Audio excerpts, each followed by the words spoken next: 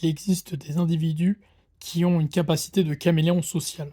En gros, ce que moi j'appelle un caméléon social, c'est une personne qui est capable donc de d'interagir avec simplicité, plutôt de l'aisance, avec tous les types d'individus. Tous. J'entends 99, donc une grande majorité. Et bien sûr, ce qui est important, c'est la notion qu'il n'y ait pas de friction. En fait, il ne faut pas que ça soit une complexité pour cette personne-là, il faut que ça soit intuitif. Alors attention, parce qu'il y a des sortes de caméléons sociaux qu'on peut qualifier de manipulateurs. Donc c'est des gens qui en fait sont surtout jouent sur une sorte de fibre qui est le en fait qui jouent plus sur des mécanismes psychologiques comme déjà être souriant, être cool, aller dans le sens de la personne et essayer de trouver des moyens de poser des questions, donc de flatter l'ego de la personne en face, d'essayer de trouver des sortes de points communs et de se familiariser avec et de trouver dire: «Ah bah ouais, tu sais, tu vas bien? Tu habites où? Ah bah moi aussi je connais ça, putain c'est trop bien, on peut être potes, on peut s'appeler, gna gna, tu sais faire ça, moi aussi, gna gna». Ça, c'est des mécanismes et il y a des gens qui savent le faire et qui, sont très bons pour faire ça toute leur vie. Souvent les personnes qui sont de l'ordre d'un haut niveau hiérarchique d'un point de vue social, sont capables de faire ça. À un certain niveau bien sûr, mais ils savent s'adapter à des milieux. Certains milieux, hein, pas tous, mais il y a des caméléons qui sont plus ou moins puissants et plus ou moins bons manipulateurs parce qu'ils ont une bosse bonne base de données, sensorielle, on va dire. Après, il y a une notion de feeling aussi, bien sûr. Mais les caméléons sociaux de type manipulateur, généralement, ils ont une puissance qui est bien plus restreinte que les autres caméléons sociaux dont je vais vous parler après, qui eux ont un vrai pouvoir, sur beaucoup de gens. Hem Donc les caméléons sociaux de type manipulateur, ils sont capables de parler avec plein de gens et de d'obtenir au moins un peu ce qu'ils veulent et parfois totalement. Parce qu'en fait, quand c'est caméléon social, souvent, d'un point de vue manipulateur, souvent tu es capable de déterminer les proies qui t'intéressent. Donc les individus qui vont t'apporter ce que tu veux et souvent quand tu es caméléon social, tu ne l'es pas sans raison. Tu as des gens qui le sont sans raison, mais là on entre dans une sorte d'entre-deux avec le vrai caméléon social, dont je vais vous parler maintenant. Donc le vrai caméléon social, pour moi, c'est une personne qui dont je fais partie, qui éprouve un réel intérêt envers tout. C'est-à-dire qu'en gros, moi, je peux m'entendre avec tout le monde, excepté les personnes pour qui j'ai une absence de feeling réel et généralement, je la personne est pareille. C'est très fréquent que j'ai le même rapport avec une personne. C'est soit j'ai un problème de feeling avec une personne et c'est par rapport à des problèmes d'ego avec moi-même, et auquel cas, souvent, dès que je parle avec la personne et que je creuse un petit peu, je trouve l'élément qui merde et souvent on devient très pote. Parce que du coup, je comprends que c'était plus un problème d'ego, mais c'est très peu de personnes. Et tu as des personnes pour qui il y a un vrai, un vrai rejet énergétique. Et très régulièrement, c'est des personnes qui ont la même. En fait, ça se sent. C'est des relations qui font que le feeling passe pas. C'est foncier, c'est naturel, essentiel.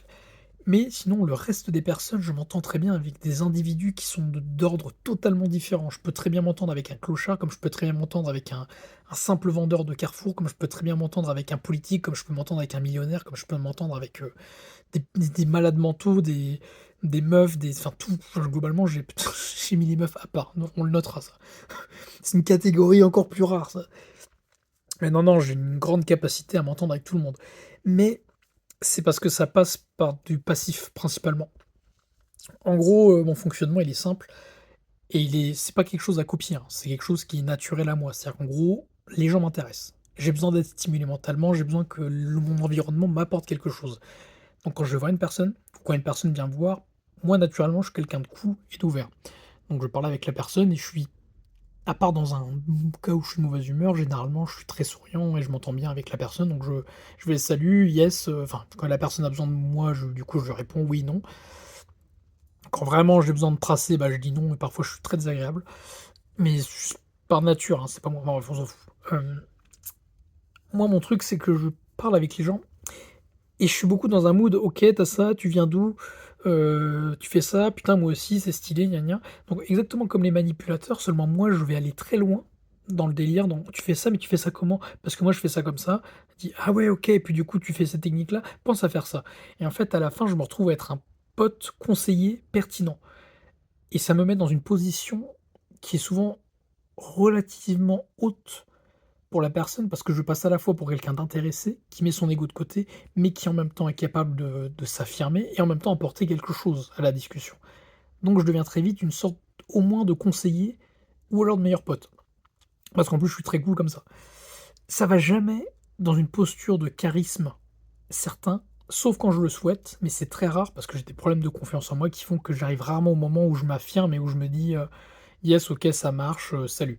Ou alors je le fais au début, puis soit je pars et je disparais parce que j'aime pas entretenir des relations comme ça, soit, je reste et plus ça va, plus ça diminue parce que le réel manque de confiance finit par ressortir avec le temps.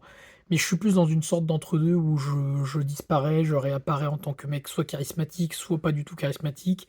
Enfin, du coup, le mec qui s'impose avec ses avis, soit le mec qui pose plein de questions et soit le mec qui disparaît. Enfin, je suis une sorte de cas spécial.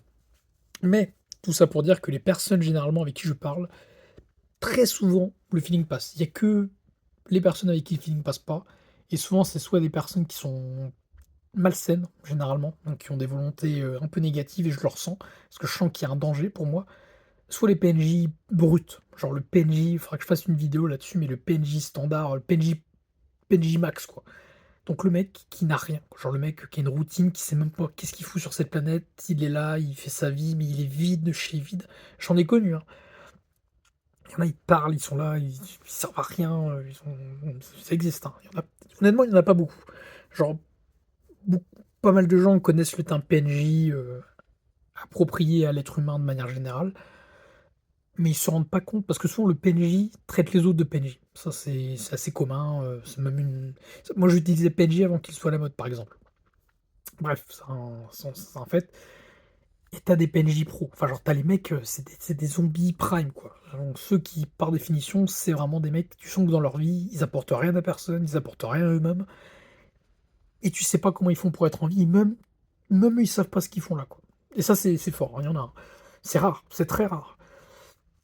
Enfin ou alors je côtoie pas assez, enfin et pourtant je marche dans la rue, hein, je détecte, hein, mais ça je sais pas.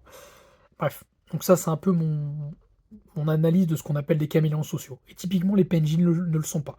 Le PNJ, dépendamment de son grade, il a une sorte de cercle assez restreint. Les êtres humains sont des animaux de type tribaux, donc tribal, qui ont une sorte de portée relationnelle dimensionnelle, donc dans l'espace et dans le temps, qui est quand même plutôt restreinte. À part pour les mecs qui sont des stars, et généralement, même eux, ils subissent un peu leur notoriété et ont un cercle d'amis à eux qui est restreint. Quand ils côtoient trop de monde, c'est un générateur de stress qui est pas bon, qui souvent les détruit. C'est automatiquement, si la personne est saine, a réduit son cercle à la fin, soit elle est saine dès le début et elle a un cercle restreint à la base, tout le long. C'est pour ça que le clampin standard ont un cercle restreint relativement court et bas. Et c'est pour ça même que souvent, quand tu rentres dans ce cercle et que tu es très amical, très cool, très avenant positivement, la personne t'apprécie. C'est ce qui fait que moi, généralement, j'ai une très bonne réputation quand je veux. Mmh, voilà. Et tout à l'heure, je parlais du sorte du caméléon social entre deux, entre le manipulateur et celui qui ne l'est pas. Mais ça, c'est un peu le niveau bas de gamme de moi, quoi. Sans aucune compétition, c'est mon terme, hein, on est là bien d'accord, hein, je suis pas dans l'ego. Mais voilà, il y a des personnes qui ont ce phénomène d'être très relationnels, très gentils et il y en a beaucoup, hein, même, hein, et certains cas, eux, il y en a beaucoup, ils sont très solaires, très cool, mais généralement, ils ont une portée qui est quand même limitée et qui restent autour de leur cercle. C'est des gens qui sont plus sociaux. Des caméléons sociaux de mon niveau à moi, j'en ai pas côtoyé des masses, honnêtement et c'est tout.